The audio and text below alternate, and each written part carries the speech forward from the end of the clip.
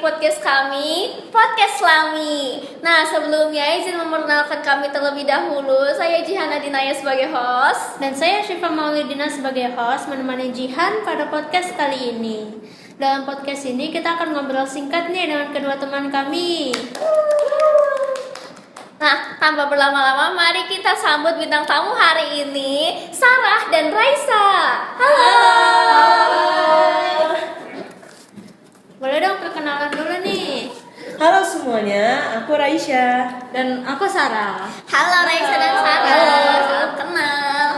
Salam kenal. Nah, kalian udah tahu belum nih tema podcast kita hari ini apa? Apa tuh? Wah, kira-kira apa tuh? Jadi, tema podcast kita hari ini adalah problem sosial di lingkungan masyarakat dengan subtema pandangan agama terhadap kekerasan seksual di lingkungan sekitar. Keren banget ya. Iya, di tema hari ini. Siap. Tema yang sangat menarik ya. Iya. Betul. Ngomong-ngomong soal kekerasan seksual, aku jadi ingat tadi pas lagi di perjalanan, aku kena catcalling. Catcalling? Iya, di catcall. Padahal kan aku berhijab ya, dan menggunakan pakaian yang tertutup, enggak ketat, enggak menggunakan wangian yang berlebihan juga. Tapi masih aja kena catcalling. Oh my god, miris banget ya. Sayang banget ini.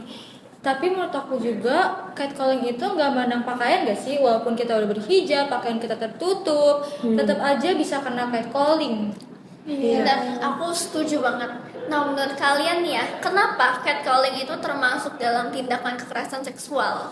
Kalau menurut aku sih, karena kekerasan seksual itu kan merupakan segala bentuk tindakan seksual yang dilakukan tanpa izin dari korban ya. Iya. Terlepas apapun itu hubungan antara si korban dan pelaku. Betul.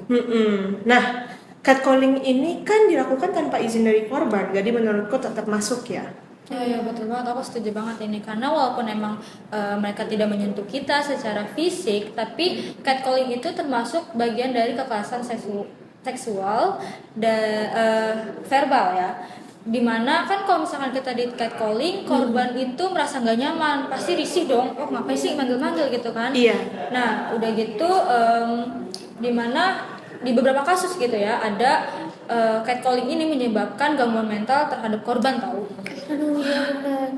Tapi Sayang menurut banget. kalian catcalling itu sendiri hukumnya apa sih dalam agama? Menurut aku udah pasti haram ya, karena gimana pun juga sudah disebutkan dalam Al-Quran surat An-Nur ayat 30 dikatakan bahwa laki-laki yang beriman harus menjaga pandangannya karena pandangannya itu lebih suci dari mereka, dan Allah juga maha mengetahui apa yang mereka perbuat. Jadi walaupun emang nggak secara eksplisit gitu disebutkan, tapi catcalling itu termasuk dalam hasil dari orang yang nggak bisa menjaga pandangannya kan ya.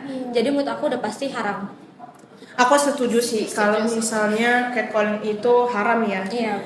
Cuman sayangnya sekarang ini masih banyak yang menormalisasikan catcalling dan bilang kalau itu hanya candaan. Jujur kayak aku sebel banget sih, misalkan juga nih ya kita berusaha deketin pelakunya dengan kayak tegur gitu. Itu pelakunya suka kayak pura-pura nggak kenal, pura-pura nggak tahu gitu. Kayak mental pengecut banget ih. Betul bang. Nah makanya kalau emang itu cuma candaan kan mereka bisa biasa aja nggak sih ya? Iya gitu ya. Cuma emang mungkin mereka tuh sebenarnya sadar kalau catcalling itu salah. Cuman emang masih denial aja. Jadi pas dideketin balik malah malu merekanya. Betul banget. Karena mereka denial ini nih, jadi mereka tuh nggak berhenti-berhenti buat nge-catcalling orang, bahkan ke orang yang kenal pun juga pada dipanggilin gitu. Aku setuju sih.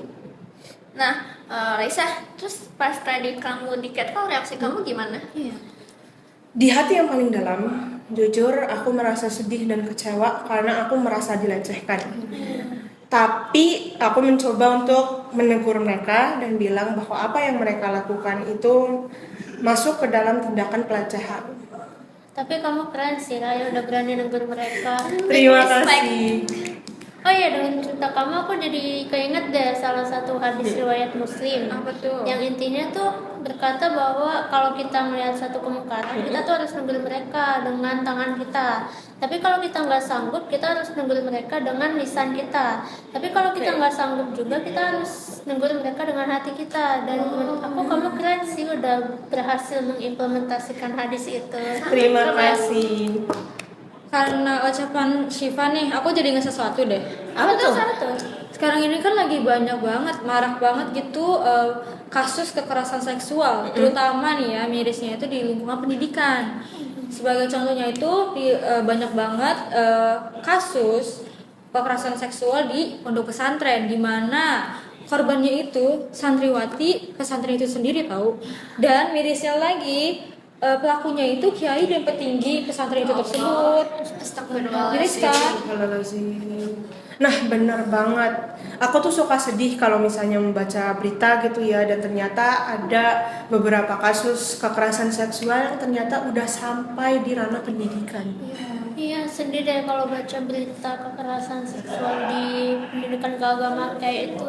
Iya, benar. Tapi selain kekerasan seksual yang terjadi di pondok pesantren, ternyata ada juga beberapa kasus kekerasan seksual yang sebagian besar pelakunya itu adalah guru-guru di sekolah. Iya. Yang bikin miris itu adalah seharusnya sekolah ataupun pondok pesantren bisa menjadi safe place bagi para siswa, siswi, santri ataupun santriwati untuk menimbah ilmu. Tapi malah menjadi tempat para oknum tidak bertanggung jawab menyebarkan kemaksiatan. Dan aku juga merasa kayak sayang gitu ilmu yang mereka dapat, ilmu yang mereka terima gitu, kayak berasa sia-sia gitu. Terus ya memang kita sendiri sebagai manusia harus mengendalikan hawa nafsu gitu ya. Dan juga kita harus menjalankan perintahnya dan menjauhi dari larangannya. Betul banget betul. Betul. Nah, sebenarnya aku setuju kalau emang menuntut ilmu ataupun ibadah aja tuh nggak cukup ya, karena ternyata dari beberapa kasus yang tadi kita sudah bahas, pelakunya itu adalah orang-orang yang memiliki ilmu tinggi seperti kiai ataupun guru. Jadi sebenarnya akhlak itu memiliki peran yang sangat penting di kehidupan kita. Iya, kayak menurutku tuh akhlak yang baik bisa kita capai kalau kita sungguh-sungguh dalam beribadah. Betul banget. Betul. Jadi emang kunci utamanya itu adalah kesungguhan ya. Yes. Kalau kita sungguh-sungguh dalam ibadah, menuntut ilmu dan mempelajari akhlak yang baik itu bagaimana, pasti kita bisa menjaga akhlak kita. Iya, berarti mungkin nggak sih para pelaku kekerasan seksual yang kayak tadi guru dan kiai itu mereka nggak sungguh-sungguh dalam ibadah ya? Iya. Setuju.